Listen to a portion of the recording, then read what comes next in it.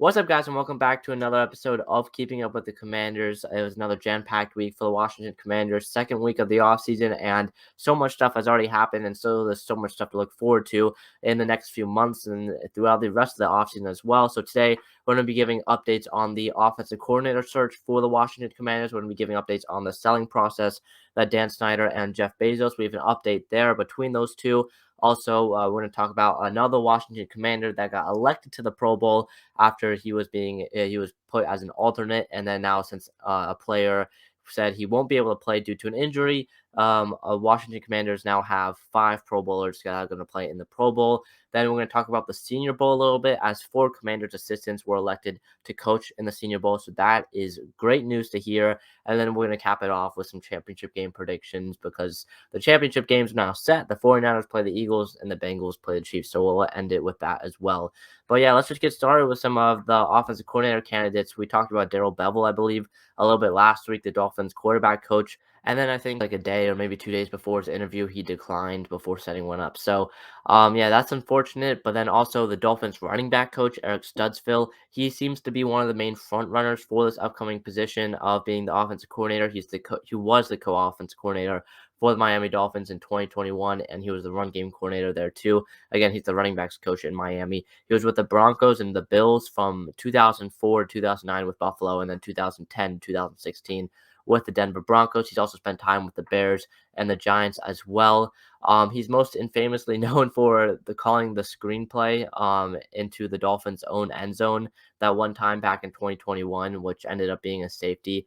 A lot of Dolphins fans don't like him. A lot of Dolphins fans want him gone. So he's not really one of my preferred choices, let's just say, at the offensive coordinator spot. So now moving on to the next guy. This guy is actually not from the Dolphins like the first two. Charles London, the Atlanta Falcons quarterback coach, he interviewed last Thursday. I forgot to mention Studsville interviewed on Monday.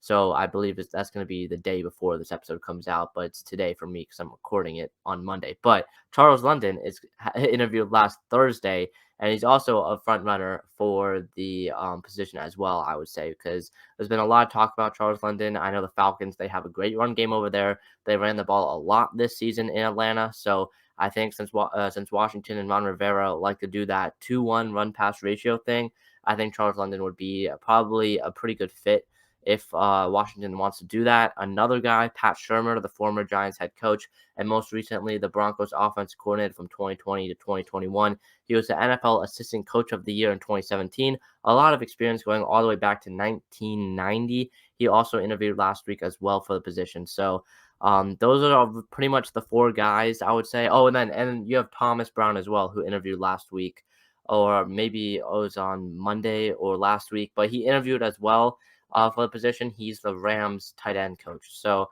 those are the 5 guys that are probably the main 5 candidates outside the building. We go inside the building, and Ken Zampese, the Commanders quarterback coach, is like the pretty big candidate if they want to go inside the building. That's the only guy, I believe, inside the building that they've interviewed for this position. I would definitely say he's a downgrade from Scott Turner because he doesn't have that much experience yet. And then also he spent some time as an offense coordinator in Cleveland and did not do great over there. He got fired 2 games into the season because he couldn't score a touchdown in 2 games. So that is not great.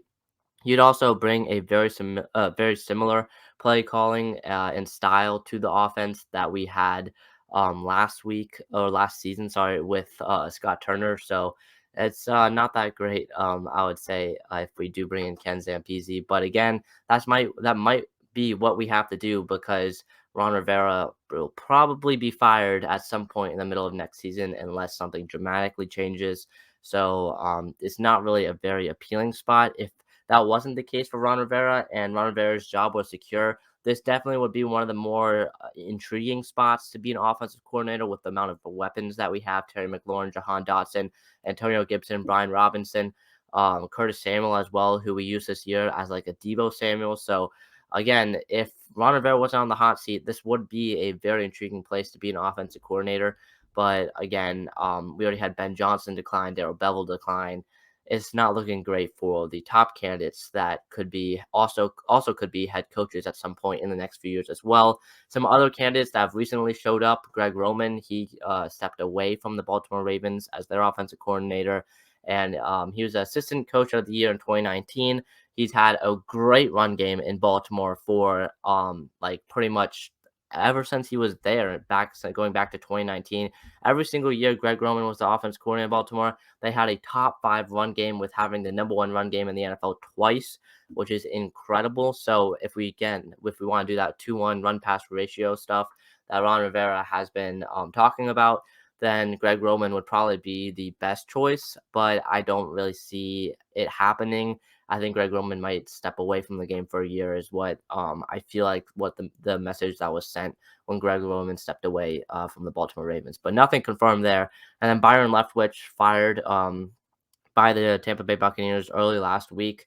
He was the former Bucs offensive coordinator. He is from the DC area, so that is probably intriguing if he wants to go back to DC. And then before this year, he was actually a head coaching candidate, especially looked into for the Jacksonville Jaguars head coaching position last year. So again, I mean, they had a really bad year offensively in Tampa Bay this season, but there's still some intriguing stuff with Byron Leftwich. He definitely would improve the passing game with Terry McLaurin and Jahan Dotson if that was the case if he came here. Again, I don't think it's going to happen. I think it will be either probably London, Shermer, Studsville, or Bevel, or maybe Thomas Brown if I had to guess. But yeah, that's pretty much all the candidates. If I had to rank them for right now, sorry, not Bevel, because Bevel got, again, declined the interview and it's going to stay in Miami most likely. But Studsville, London, Shermer, Zampese, and Thomas Brown are the 5 guys right now that are pretty much the 5 candidates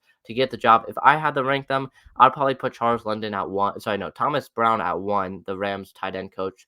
He's a really good assistant coach, and I'd really like to see what he can do in a higher position at offensive coordinator. Then Charles London at 2, and probably after that, again, I don't want any of these 3 guys being an offensive coordinator, so I won't really put them in any order. But after that, Studsville, Shermer, and Zampese would probably be in that next group.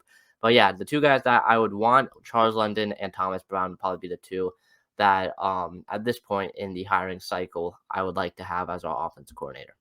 So yeah, that's the offensive coordinator update. There's actually also a selling process update for the Washington Commanders as well. Jeff Bezos, it was announced by the New York Post. They reported it on Monday. Jeff Bezos is willing to sell the Washington Post to buy the Washington Commanders. There was a report last week that Jeff Bezos was most likely out as the in that Commanders process after not placing a first bid in that first group of selling or first group of bidding, first turn of bidding. I don't really know what to call it. But in that first area where you could bid for the Commanders, he did not place a bid. So most people thought he would be out. But Jeff Bezos said that, or he didn't say, but it was reported that he's willing to sell the Washington Post, which is big because one of the reasons why Dan Snyder won't sell the team to Jeff Bezos as easily as he would to other owners is because Jeff Bezos and the Washington Post have reported on all the bad stuff that Dan Snyder did. They had a huge report back in 2020. They've had other multiple reports throughout the last few years as well. So Dan Snyder does not like Jeff Bezos. He does not like the Washington Post. But yeah, I read the New York Post's post about this situation and Jeff Bezos and the Washington Commanders and the Washington Post.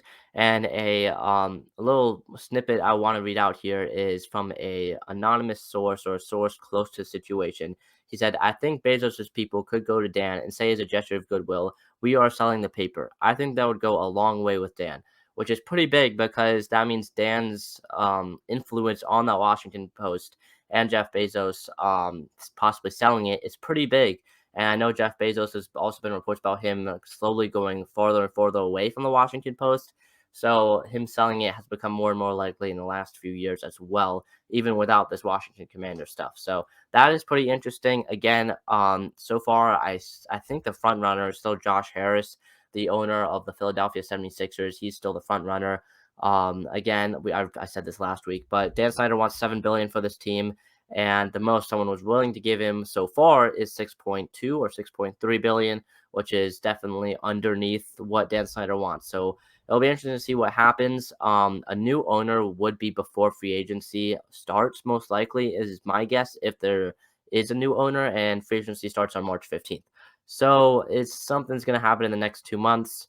If there's going to be a new owner, and if there isn't a new owner in the next 2 months, then I don't think there will be one, at least for this upcoming offseason. The annual league meeting is in late March, and I definitely expect something to be done before that. So if Dan Snyder wants to sell the team, I'd expect it to be in the next couple of months. In other news and good news for the Washington Commanders, I guess you could look at it as good news. Daron Payne has been elected to the Pro Bowl after an 11.5 sack, 18 tackles for loss season. 18 tackles for loss is the most by any inside defensive lineman this season. I definitely say he was the best of our front four on that defensive line this year. So props to him. I think he should have already been in over Jonathan Allen if one of those two had to be into the Pro Bowl. But I mean, props for him getting in. He's going to replace Aaron Donald, who said he won't be able to play in the Pro Bowl due to injury. I don't think Aaron Donald should have made it to the Pro Bowl anyways. For Daron Payne, it's his first Pro Bowl selection of his career, which is great. It also is going to boost the price that teams will be willing to have to pay Daron Payne this upcoming offseason, because now Payne can say, hey, I am a Pro Bowl defensive tackle. If you want me, you're going to have to pay a little bit. You're going to have to pay me as a Pro Bowl defensive tackle.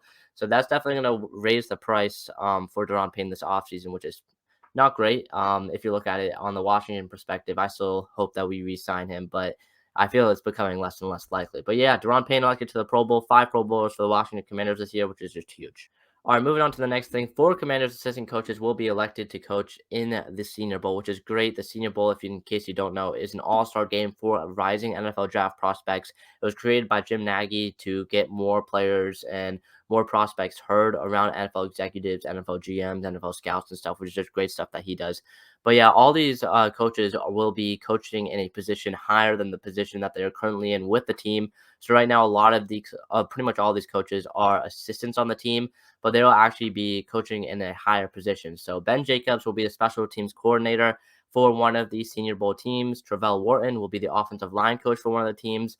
Jennifer King will be the running backs coach for, I believe, the American team. And Ryan Kerrigan will be the defensive line coach for the national team, which is great news. It's good experience for the coaches. Plus, the coaches will be able to look into more NFL draft prospects, especially in those day 2, day 3 guys, where we do have some picks to use on some people that will probably be in the Senior Bowl, some key players that these coaches will be coaching.